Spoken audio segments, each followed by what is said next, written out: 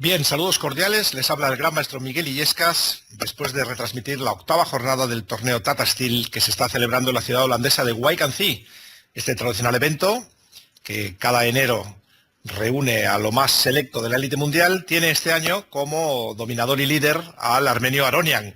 Pero ahí en la pantalla están viendo la partida Harikrishna Nakamura, un duelo que no era relevante para las primeras posiciones. Sí, para las últimas, porque la verdad que Nakamura lo está haciendo francamente mal. Si no me equivoco, esta es su cuarta derrota en el evento.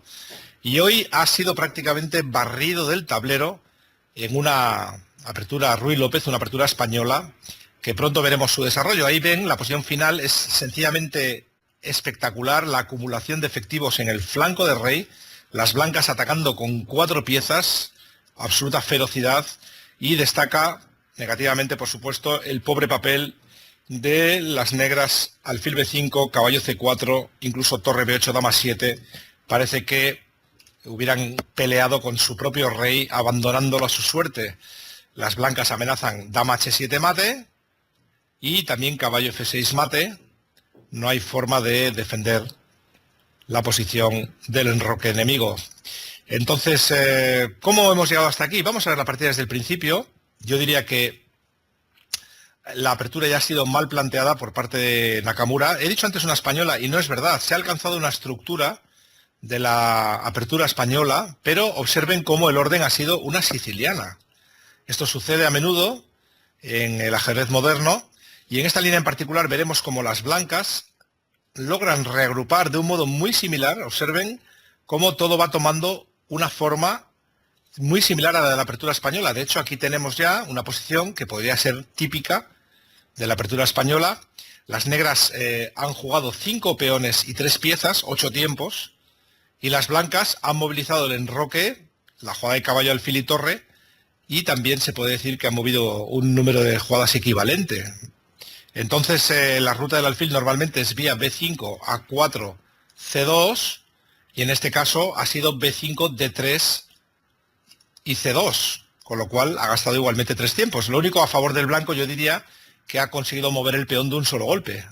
A D4 normalmente tarda 2 jugadas ese peón en mover, a veces va D3, D4, en este caso ha movido directamente.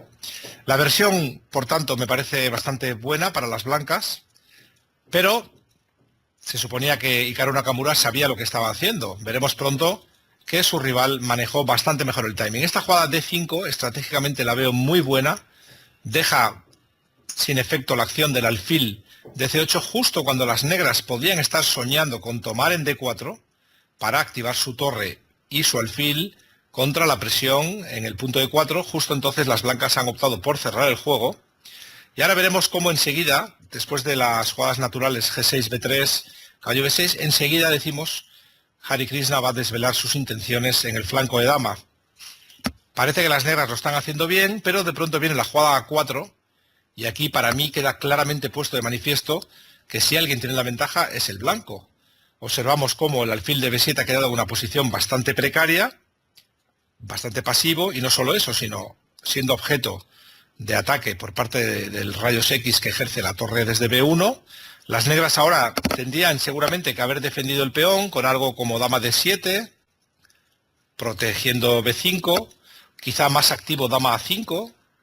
La verdad no he analizado a fondo, pero parecerían jugadas naturales. Para mí el blanco está mejor, fuera de toda duda, en cualquiera de los dos casos, pero lo que ha hecho Nakamura me ha parecido sencillamente malo.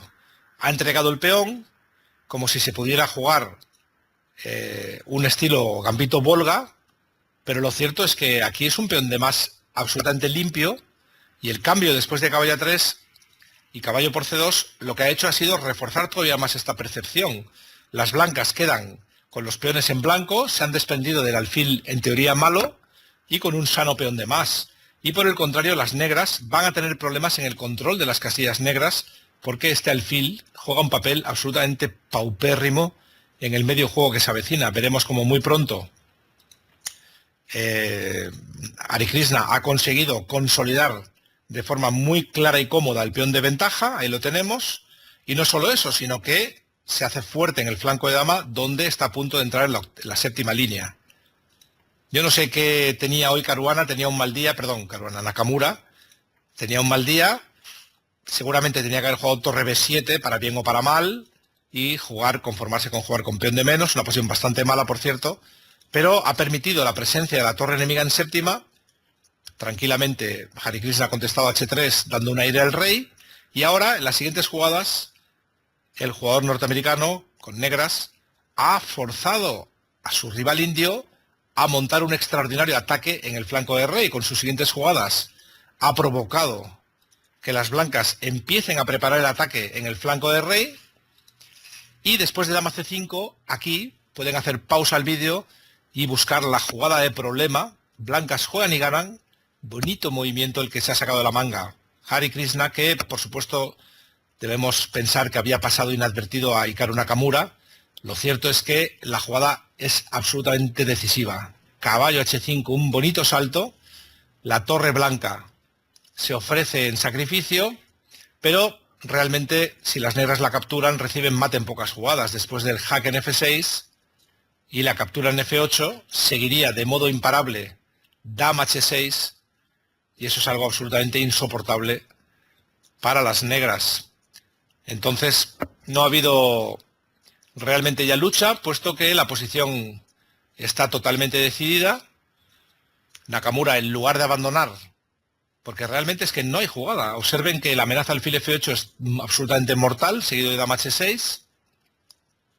La captura en H5 está fuera de lugar, puesto que después del jaque, otro jaque y se da mate en pocas jugadas. ¿Y qué se puede mover? Pues a Nakamura se le ha ocurrido jugar alfil G7. Es un movimiento absolutamente retorcido, que no puede ser bueno y efectivamente no lo es. Las blancas han tomado y después de la captura de la torre ha seguido la sencilla dama H6 que amenaza mate en una. La captura peón por H5 sigue sin funcionar porque después de alfil F6 el mate es imparable. Y entonces lo que ha hecho el negro ha sido abrir un aire con F5 y ha seguido la jugada que ya conocen, que lleva a la posición final con la que empezábamos esta crónica. El mate es absolutamente imparable, una bonita partida de Hare Krishna. Hay que decir también que Nakamura tenía un mal día y con este resultado el jugador indio se coloca con el 50% de la puntuación y Nakamura se acerca a los últimos lugares de la tabla. Lo que pasa que si él está mal, en mala forma, esta es su tercera derrota. Antes he dicho que eran 3 y está la cuarta, pero no es así. Había cosechado 2 derrotas, estaba en -1. Pues ahora con esta derrota se consolida en el 10º puesto. Gelfand y Naidic están bastante peor. Seguramente Gelfand estaría penúltimo y Naidic en último lugar. Por su parte, Hare Krishna, pues con este resultado, como digo, alcanza el 50%. En la cabeza de la tabla sigue el líder Aronian, que ha logrado empatar hoy con las piezas negras ante Anish Giri. De ese modo mantienen ese estatus en primer lugar Aronian y en el grupo de perseguidores Giri. Pero sucede que por el camino Karyakin está a punto de lograr la victoria en su partida contra Boris Gelfand y eso va a permitir al jugador ruso de origen ucraniano alzarse en la segunda plaza en solitario, con lo cual la clasificación se va a poner muy interesante. Con Aronian se va a poner con 6 puntos de 8, Karyakin 5,5 y seguido de Anish Giri, Caruana, que también ha ganado a Rapport, y Lenier Domínguez, que ha logrado una bonita victoria frente a Wesley Zhou. Es la partida precisamente que vamos a ver a continuación, una partida también muy espectacular. Ahí tienen la posición final después del movimiento 21 de las blancas. Una auténtica miniatura, en apenas 20 jugadas ha logrado desarbolar la defensa enemiga del gran maestro cubano. La posición es de abandono, puesto que las negras se enfrentan a un ataque decisivo. La amenaza torre G7 es absolutamente mortal, como puede verse en la variante alfil F3, y ahí vemos cómo después de torre G7 las blancas dan un rápido mate, gracias sobre todo, bueno, gracias fundamentalmente a la posibilidad de capturar ese peón en G6 con jaque. Después de cualquier jugada de las negras sigue el avance G6, que plantea ya amenazas totalmente mortales de mate sobre el rey de las negras. No hay alternativas, no hay buenas defensas. En la posición final, donde ha optado por el abandono Wesley So, no se nos ocurría ninguna jugada, puesto que intentar reforzar la defensa del enroque con dama F8 tropieza con torre H1 y la amenaza imparable torre H8. Y realmente no hay más posibilidades defensivas. A cualquier otra jugada va a seguir torre H1. Por tanto, ha hecho lo correcto Wesley So, ahorrándose el sufrimiento de las últimas jugadas. 21 movimientos que, bueno, por el comienzo no parecía que fuera a ser así, porque ha elegido una línea muy sólida de apertura, el gran maestro filipino, Wesley So. Ahí bien cómo se plantea la defensa Petrov, que atraviesa horas bajas. De hecho, hoy Boris Gelfand, en su partida frente a Karyakin, ha preferido de nuevo evitar esta Petrov, que ha sido favorita del jugador israelí durante los últimos años. Ha vuelto a optar por su preferida Najdorf, que le está dando bastante mal resultado contra jugadores jóvenes. Pero Wesley So sí ha querido emplear la defensa rusa o Petrov, y se ha encontrado lógicamente con el movimiento caballo C3, que es el que está poniendo en tela de juicio el valor de esta línea en los últimos años. Se llega a una línea de juego muy concreta con enroques opuestos, y aquí en el octavo movimiento Wesley So ha empleado el movimiento B6, que desde mi punto de vista es muy dudoso. Hay mucha teoría con las jugadas naturales como caballo C6, con idea de caballo E5, o con idea sencillamente de completar el desarrollo con alfil G4. También se ha jugado bastante caballo D7, tiene algunas ideas interesantes en relación a la posibilidad de jugar caballo C5 para llevarlo a E4. Sí, sobre todo si las blancas desarrollan alfil D3, el caballo desde C5 podría atacar ese alfil. Y la jugada B6 es una especie de híbrido de jugada de espera, desarrollando primero el alfil a la espera de ver por dónde sale el caballo. Pero, como veremos, en la partida Domínguez lo ha refutado de forma convincente. Este es el momento en que Lenier lanzará una novedad en su jugada 10. Hasta aquí siempre se había jugado caballo D4. Había 3 partidas en las que las blancas gastaban tiempo en hacer la maniobra caballo D4 F5. 3 partidas de jugadores fuertes. En las 3, el conductor de las negras era el chino Wang Hao. Y sabemos que este jugador chino es conocido por jugar líneas de apertura bastante dudosas, ¿eh? Él las maneja bien, las ha estudiado muy a fondo, pero suelen ser líneas de poco fundamento estratégico, como en este caso. Y Lenier me parece que ha hecho una novedad muy fuerte y muy sencilla, H4. Lenier está más o menos viniendo a decir que, perdóname, esto es una partida con enroques opuestos, hay que atacar, y para qué voy a perder tiempos con caballo de 4 F5. Vamos ya al ataque. Después de caballo de 7 ha seguido alfil de 3, y ahí vemos cómo las piezas de Domínguez se colocan en posición de ataque sobre el enroque enemigo. Yo diría que la única justificación de la estrategia negra pasaría por jugar ahora algo como caballo de 5. Este movimiento lógico, atacando el alfil de D3, una de las piezas importantes en el ataque de las blancas, pues sería lo que cabía esperar.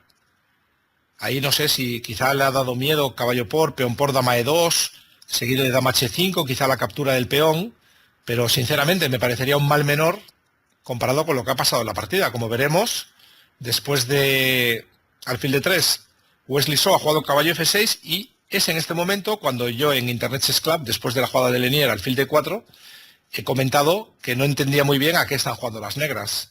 Es una posición con enroques opuestos, el blanco ya ha iniciado las hostilidades, pero además observen la acción tremenda de las piezas blancas en su aproximación al flanco de rey.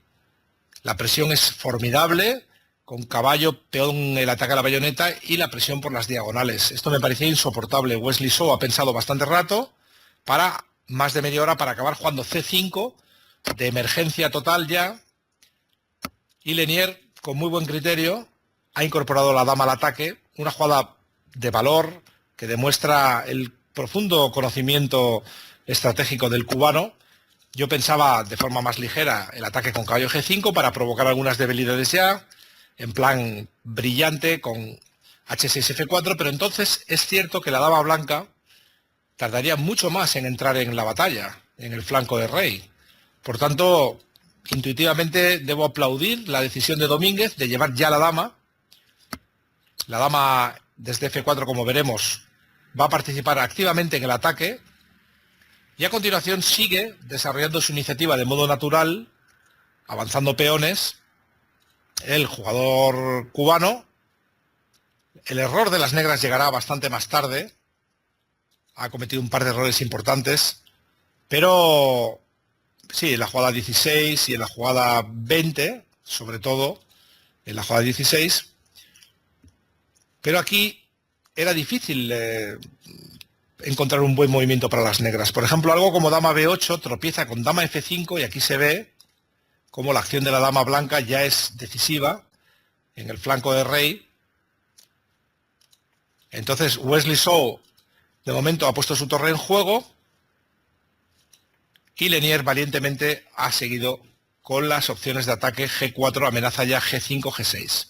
En este momento analizábamos a fondo la partida aquí en ICC y pensábamos que el único movimiento normal era D4. Así lo confirman luego análisis posteriores, parece que D4 era la única opción de las negras, con la idea de en caso de G5 poder contestar con alfil por F3 para después tomar en G5. Pero el jugador filipino ha hecho la otra jugada que parecía más o menos natural, la jugada defensiva G6. Puede parecer que este alfil de Fianchetto ofrezca suficientes posibilidades defensivas, pero pronto veremos que no es así por un bonito detalle táctico que ha mostrado Lenier. Seguramente ese detalle ha pasado totalmente desapercibido a Wesley So. Aquí lo normal, quizá que esperaba el filipino, era algo como dama H4, pero lo cierto es que la dama en H7 no va a representar una amenaza tan grave para el rey de las negras. Veremos entonces cómo Lenier ha hecho una jugada muy buena y muy bonita, torre H7, y esta jugada da una tremenda velocidad al ataque de las blancas. El blanco se prepara para triplicar en la columna, para a continuación sacrificar bien torre H8, bien torre por G7, y realmente tiene difícil respuesta esta jugada de las blancas. Claro que la captura, el rey por H7, lleva a un rápido desenlace, después de dama por F7, seguido de torre H1 mate. Aquí estamos echando mucho de menos la participación de este alfil, del alfil de B7 en la defensa. Lo que ha hecho Wesley So ha sido reaccionar con el avance de 4, pero es un poco tarde, como se ha encargado perfectamente de mostrar Lenier Domínguez, con otra jugada de alta precisión que les invito a tratar de hallar. Es una jugada totalmente ganadora, alfil C4. Se maximiza, la presión sobre F7. De nuevo, la captura en H7 conduce a la derrota, puesto que las blancas darían jaque en H1, seguido del mate en F7. Mientras que la captura en F3 también creo que llevaría al desastre. Si no recuerdo mal, la línea crítica era torre por G7 jaque, dama por F7 jaque, y ahora sencillamente dama por G6. Defiende el peón de G5 para que la dama enemiga no entre, amenaza mate dama H6, y en caso de dama E7, por ejemplo, puede seguir alfil F7. La amenaza de mate solo tiene una posible respuesta, que es la entrega de la dama, pero las negras no llegan a tiempo de sobrevivir en esta posición con el rey totalmente desprotegido. Se amenazaría mate imparable. Wesley So por eso ha intentado defender el punto F7, lo ha hecho con la jugada dama E7,